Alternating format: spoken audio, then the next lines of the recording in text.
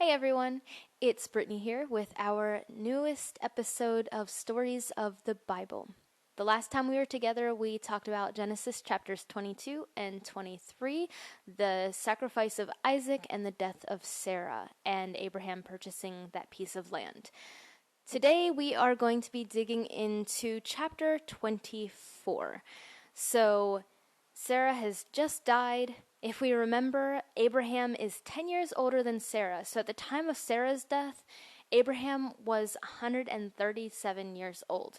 So we can assume that maybe a couple of years have passed, so somewhere in between 137 and 140 years. And Isaac, that means that he is 37 to 40. And he does not yet have a wife.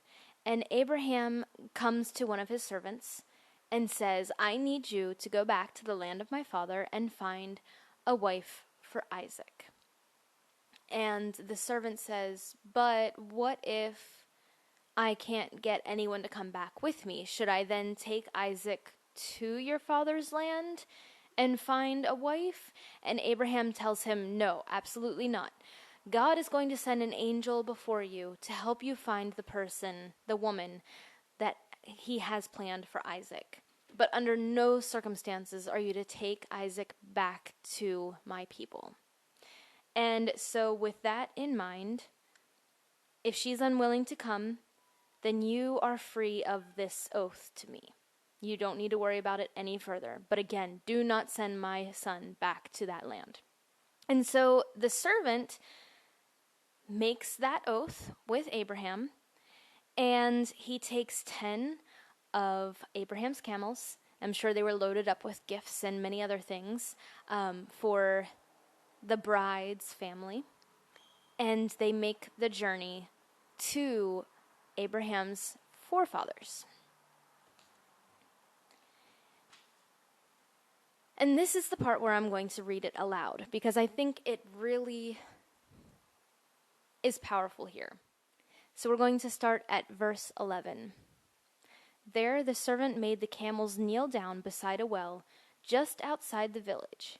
It was evening, and the women were coming out to draw water. O Lord, God of my master, he prayed, give me success and show kindness to my master Abraham. Help me to accomplish the purpose of my journey. See, here I am, standing beside this spring, and the young women of the village are coming out to draw water. This is my request. I will ask one of them for a drink. If she says, yes, certainly, and I will water your camels too, let her be the one you have appointed as Isaac's wife. By this I will know that you have shown kindness to my master. As he was still praying, a young woman named Rebekah arrived with a water jug on her shoulder. Her father was Bethuel, who was the son of Abraham's brother Nahor and his wife Milcah. Now no man had ever slept with her. She went down to the spring, filled her jug, and came up again. Running over to her, the servant asked, Please give me a drink. Certainly, sir, she said, and she quickly lowered the jug for him to drink.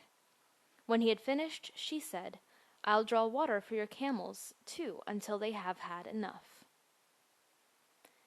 Now, I don't know the exact math. Somebody else has done it before, and I've heard it, but I can't remember exactly how much. But camels drink a lot of water, so she put in a lot of time and effort. And if we look back over the story of Abraham and his family, there is this story of hospitality. They are always willing to go above and beyond. And so we see that there's this family resemblance, not in looks, but in character. And so after she's done all of this, the servant asks her, Whose daughter are you? Who is your father? And she tells him who her family is. And the servant, right then and there, bows down and worships God for showing him, just like he had asked, for showing him who this woman was, for giving him success, at least in finding the correct family.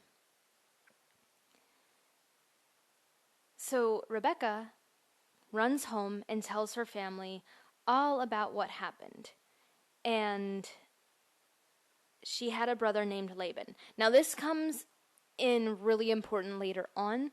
But remember that Rebekah has a brother named Laban. And as we look here, Laban goes out to the servant and tells him, "Come back to our house." And so the servant does. And Laban ends up sharing the story of what happens. He tells them who his master is, and he tells them the story of what happened down by the well, and asks if Rebekah will marry Isaac, if she'll travel back to the land where Abraham is now settled and marry Isaac. And I'm not going to go into all of the details, but Rebekah does accept this proposal, and she goes back to the land with this servant.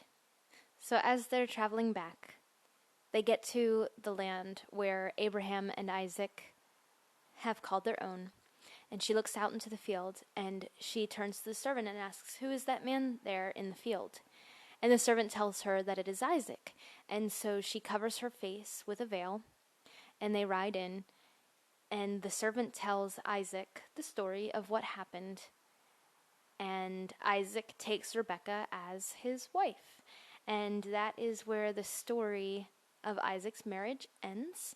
The story obviously does continue, but that's where we're going to pause today, and we will pick it up next time as the story continues.